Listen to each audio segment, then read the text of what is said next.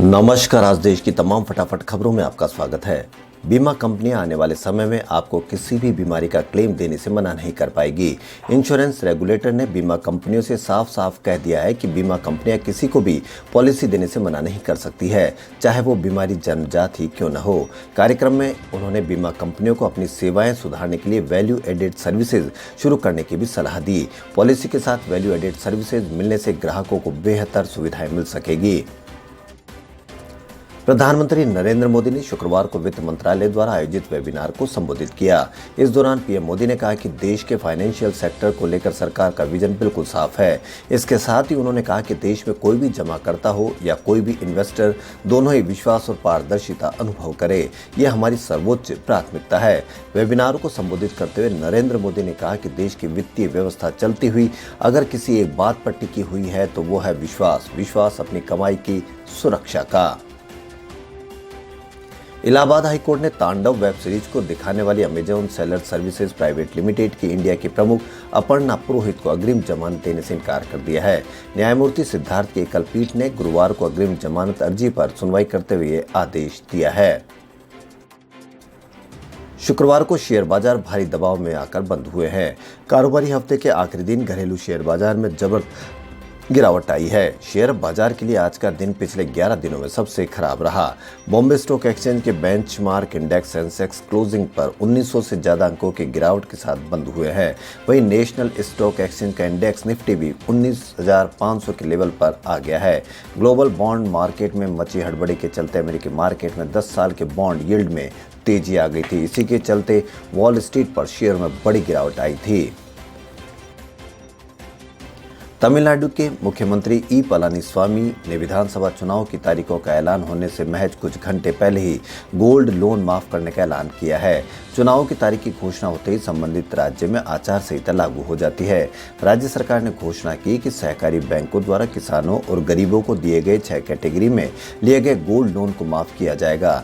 इस कदम को सही ठहराते मुख्यमंत्री पलानीस्वामी ने कहा कि अर्थव्यवस्था कोविड से अभी उभरी नहीं है और इससे गरीबों को लॉकडाउन के दौरान गिरवी रखे सोने को छुड़ाने में मदद मिलेगी।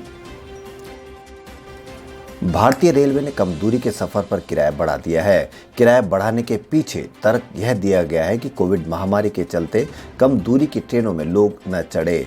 गौरतलब है कि इस समय कम दूरी की यात्रा वाली ट्रेनों को मेल एक्सप्रेस के तौर पर चलाया जा रहा है। रेलवे का तर्क है कि जो अवॉइड करने वाली जर्नी है उसको लोग अवॉइड करें। यही वजह है कि ट्रेन का किराया महंगा किया गया है, लेकिन इस फैसले से लोकल यात्रियों की जेब पर 2 से 3 गुना तक असर पड़ेगा। उत्तराखंड का नैनीताल देश का पहला ऐसा शहर होगा जहां पर घर की पहचान बेटी के नाम से होगी। इसकी शुरुआत शनिवार को उत्तराखंड के मुख्यमंत्री त्रिवेंद्र सिंह रावत करेंगे। झीलों के शहर के रूप में पहचान रखने वाले नैनीताल में 27 फरवरी को अभिनव पहल की शुरुआत होगी, जिसके अंतर्गत इस शहर के घर के बाहर नेम प्लेट घर की बेटी के नाम की लगेगी। इस लिहाज से नैनीताल इस अभिनव पहल का देश में प्रथम शहर बनेगा। नेम प्लेट का निर्माण भी अपनी समृद्ध सांस्कृतिक विरासत, प्रमुख लोक कल्याण, कला एवं के माध्यम से होगा। देश भर के व्यापारिक संगठनों सहित कई परिवहन संगठन शुक्रवार यानी आज भारत बंद मना रहे हैं। यह बंद आज सुबह 6 बजे से शुरू हो चुका है और शाम 8 बजे तक लागू रहेगा। बंद का असर कई राज्यों में दिख रहा है। कई शहरों में व्यापारिक संगठनों ने विरोध प्रदर्शन भी किया। Confederation of all India traders ने जीएसटी नियमों की समीक्षा की मांग करते हुए बंद बुलाया है। वहीं ई-वे बिल और तेल की बढ़ती कीमतों के खिलाफ भी उनका विरोध है। बता दें कि हाल ही में जीएसटी यानी goods and services tax act में किए गए संशोधन किए गए हैं, जिनको ये संगठन विरोध कर रहे हैं। उनका कहना है कि ये संशोधन व्यापार के प्रतिकूल है। दक्षिण मुंबई में उद्योगपति मुकेश अंबानी के घर के बाहर विस्फोटक से भरा एक वाहन पाए जाने के बाद मामले में एफआईआर दर्ज की गई है। रिलायंस इंडस्ट्रीज के मुखिया मुकेश अंबानी के घर एंटेलिया के पास स्कॉर्पियो में विस्फोटक से भरी कार मिली। इस मामले की जांच क्राइम ब्रांच कर रही है। ताज़ा जानकारी के अनुसार मौके से मिली कार की पहचान कर ली गई है।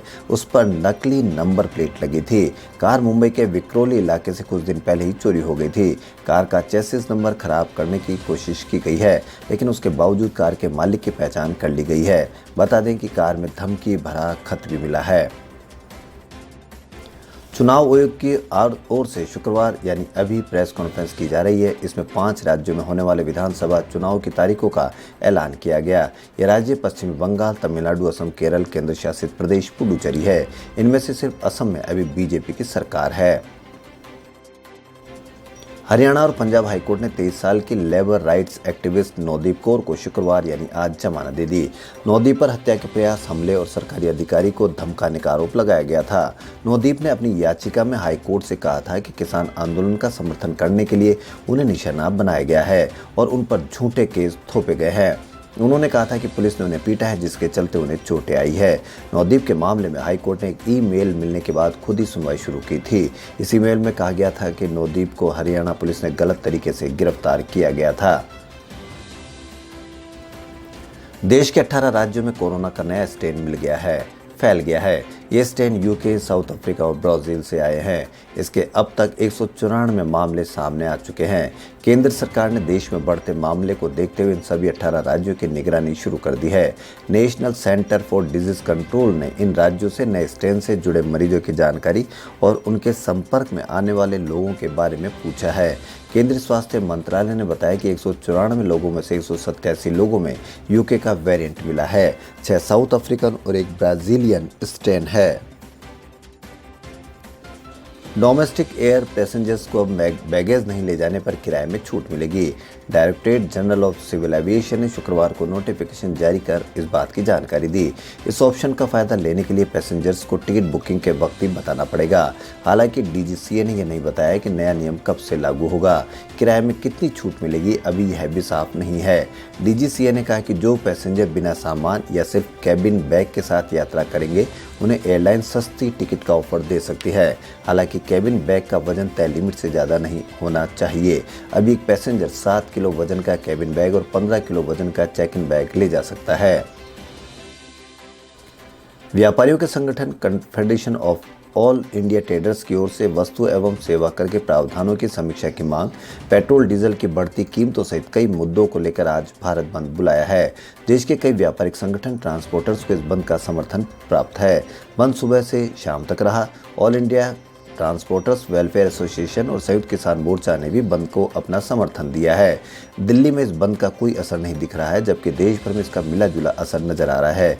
वहीं कांग्रेस सांसद शशि थरूर ने केरल में ईंधन की बढ़ती कीमतों के विरोध में रस्सी से ऑटो रिक्शा खींचा। बॉलीवुड एक्ट्रेस और सैफ अली खान की बिटिया सारा अली खान ने मॉम अमृता सिंह के साथ एक फोटो शेयर की है। इस फोटो में अमृता सिंह और सारा अली खान ने चेहरे पर मास्क पहना हुआ है और दोनों अजमेर शरीफ दर्शन के लिए पहुंची हुई है। सारा अली खान ने इस फोटो को शेयर किया। सारा अली खान की फोटो सोशल मीडिया पर बहुत तेजी से वायरल हो रही है और इस फोटो के साथ सारा अली खान ने लिखा है, जुम्मा मुबारक सारा अली खान। कि इस फोटो को सिर्फ आधे घंटे में ही लगभग 3.25 लाख लाइक मिल चुके थे। उनकी इस फोटो पर फैंस ने खूब रिएक्शन भी दिए हैं। खबरों फिलहाल इतना ही। यदि आपको हमारा चैनल पसंद आए तो लाइक, सब्सक्राइब और शेयर अवश्य करें। धन्यवाद।